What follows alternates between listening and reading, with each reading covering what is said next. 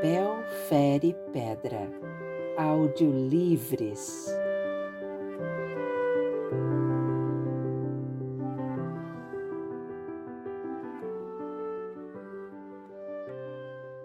A Guerra de Maria Raimunda, de Maria Valéria Rezende. Conto publicado no livro Vasto Mundo, editora Alfaguara. Maria Raimunda nunca precisou ler as letras nos papéis. Desde que abriu os olhos pretos neste mundo de meu Deus, leu tudo o que há no livro das coisas e das gentes, por dentro e por fora, até onde a vista alcança. Aprendeu cedo que quem tem o coração brando leva mais pisas da vida, e por isso é brava que só. Sempre foi. Todo mundo tem um pouco de medo de Maria Raimunda, e ela não tem medo de ninguém. Só teme a Deus e o perigo de amolecer quando vê menino sem mãe, homem chorando, criança carregando o enterro de anjinho, velho sem teto, mulher gestante com variz e fome, essas coisas. Prefere mesmo é ter raiva, que dá coragem e força para resolver tudo o que aparece pela frente. É assim que Maria Raimunda gosta de ser, dura feito pau de sucupira. Quando lhe pedem favor, fecha a cara e diz que não é madrinha de ninguém, que só vai fazer o favor para o outro desaparecer de sua frente. Quando dá alguma coisa, não é como quem dá. Sacode de mau jeito o prato ou o agrado que seja para cima do outro, como coisa que não presta. Não tem dó nem de filho e marido. Se Antônio Pedro chega em casa meio tocado de cachaça, ela nega a janta, passa o ferrolho na porta e larga o pobre a noite inteira no terreiro, que sereno e jejum é que é bom para a bebedeira. Dizem que os filhos têm as orelhas grandes é de tanto puxão que levam. Contam que quando Antônio Pedro pediu para se casar com ela, a resposta veio chispando. É o jeito, que mulher nasceu mesmo para sofrer. Assim mesmo, toda a gente vive atrás dela, pedindo conselho, perguntando as coisas. Ela responde sempre, de má vontade, mas responde. Sabe de tudo. Não se importa nem um pouco que lhe digam mulher macho, que isso lhe dá mais autoridade. Tem muita autoridade, Maria Raimunda, e não é só por causa da 50 e meia de terra que recebeu de herança, com escritura e tudo, de onde ninguém atira e onde quem manda é ela. Isso é coisa de dentro dela mesma, que teve sempre e que cresceu muito mais depois que comandou a guerra enfarinhada. Ninguém havia de pensar que uma coisa assim tão costumeira podia findar naquela guerra toda, porque o começo de tudo foi somente que Assis Tenório pegou aí um dinheiro do governo, telefonou de Brasília e mandou Adroaldo comprar mais uns garrotes, careceu de mais pasto e mandou dizer que Zusa, Minervino e mais alguns outros desocupassem a terra do sítio velho em 8 dias. Zusa tinha acabado de sachar o feijão, estava uma beleza o roçado, como havia muitos anos não se via. A esperança da safra era tão grande que ele não podia deixar aquilo assim. Tinha andado escutando umas coisas, histórias. Padre Franz tinha contado de umas brigas por causa de terra, de uma gente que não saía do roçado nem a pau e acabava ganhando de fazendeiro e de usineiro por causa de uma lei que havia nos papéis do governo e o povo pobre nem sabia. Ir para longe com aquela ruma de filho pequeno, fazer o quê? Que ele só sabia plantar, limpar e colher? Ir para a rua, para a favela, morrer de fome com a família toda? Numa hora dessas, a pessoa cria uma valentia danada, porque se é de morrer de qualquer jeito? Zusa disse aos outros que não fizessem nada e foi falar com o padre. Na noite seguinte, veio o advogado mandado pelo bispo. Falando bem baixinho na casa de Padre Franz, explicou a Zusa, a Manuel Justino e a Isaías que tinha lei sim, que eles tinham direito, mas que a lei só vogava com a coragem de enfrentar, resistir, ficar na terra sem correr das ameaças. Falou de reforma agrária e de lei de desapropriação, de INCRA e de posse de terra, tanta coisa, tão bem explicado que Zuz acreditou. Padre Franz reforçou tudo, lendo na Bíblia que Deus tinha dado a terra a todos e muitas coisas mais, de assombrar e de fazer crescer a coragem. Foi então que a coisa ficou séria para valer, porque Zusa, Manuel e Isaías foram de casa em casa explicando tudo e convencendo os outros, menos Givanildo, que saiu cedinho no dia seguinte e foi para a casa grande da fazenda contar tudo ao Adroaldo. Daí para a frente foi luta. Os capangas armados de espingarda 12 cercando os sítios dos moradores. O advogado botando a questão na justiça. Adroaldo soltando gado para comer os roçados. Padre Franz chamando o povo para ajudar a tanger o gado para fora. Os jagunços entrando nas casas do sítio e quebrando tudo que havia dentro. O bispo dizendo na rádio que tudo aquilo era pecado contra Deus que estava do lado dos pobres.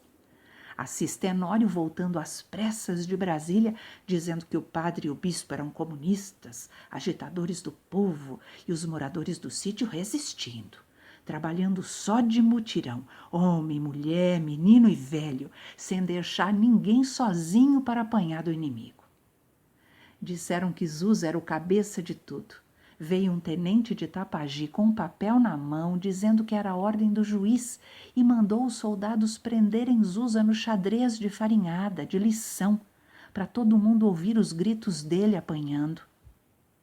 E foi daí que Maria Raimunda, que tinha ficado só espiando a confusão, que não tinha nada a ver com isso, segura, lá no sítio dela que ninguém podia tomar, entrou na história.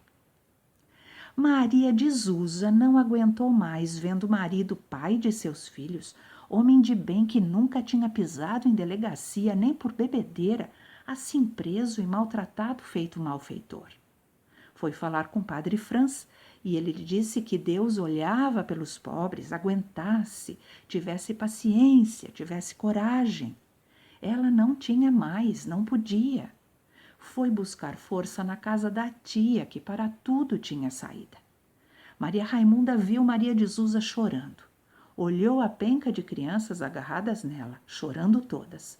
O bucho grande já em ponto de parir mais um. Afastou a pena que vinha vindo e deixou crescer a raiva.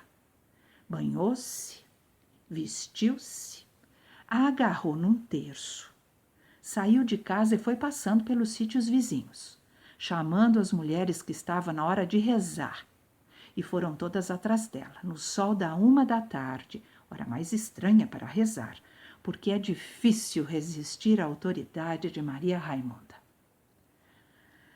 Quando chegou à esquina da praça onde fica o xadrez, já tinha para mais de 30 mulheres atrás dela, querendo saber o que é que Maria Raimunda inventara de fazer. Pois ela plantou-se bem em frente à cadeia e puxou um bendito, com a voz mais forte que tinha, lá do fundo da garganta. Nada daquele canto maneirinho que Padre Franz queria ensinar.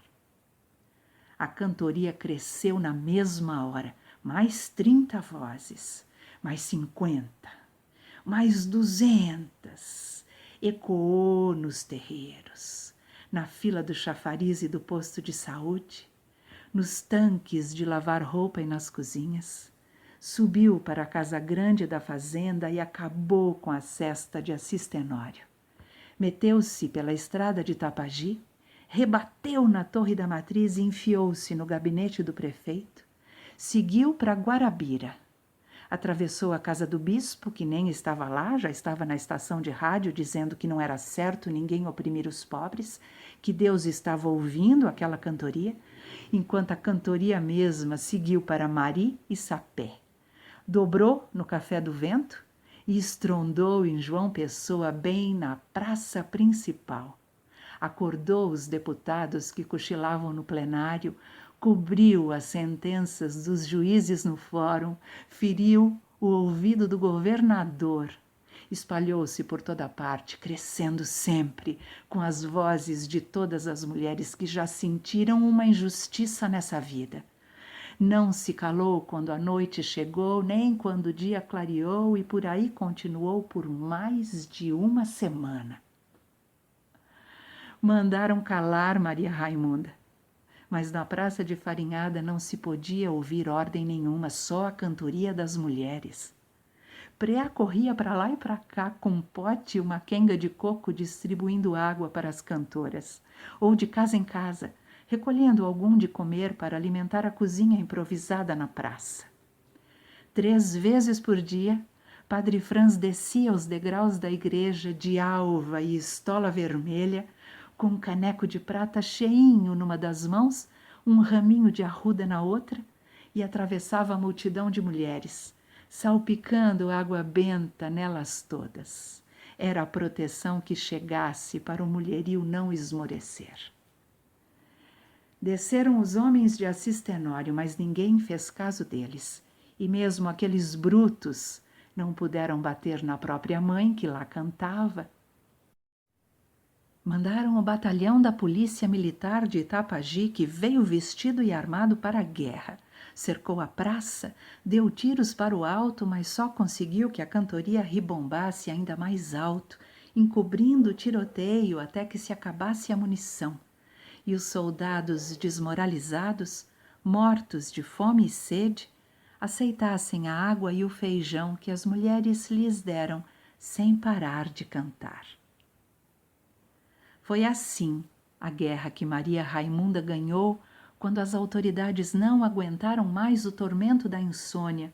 Mandaram soltar Zusa, apressaram o juiz, o INCRA e sabe-se lá mais quanta coisa, e veio uma comissão de Brasília obrigar a Assis Tenório a entregar a terra de papel passado para quem nela vivia e plantava.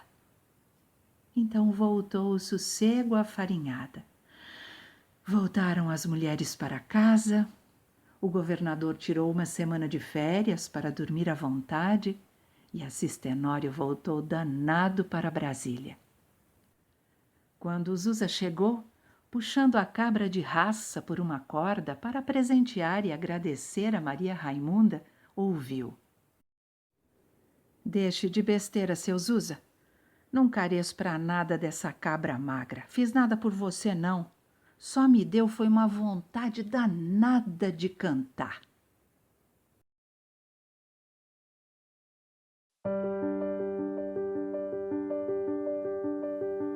Papel fere pedra.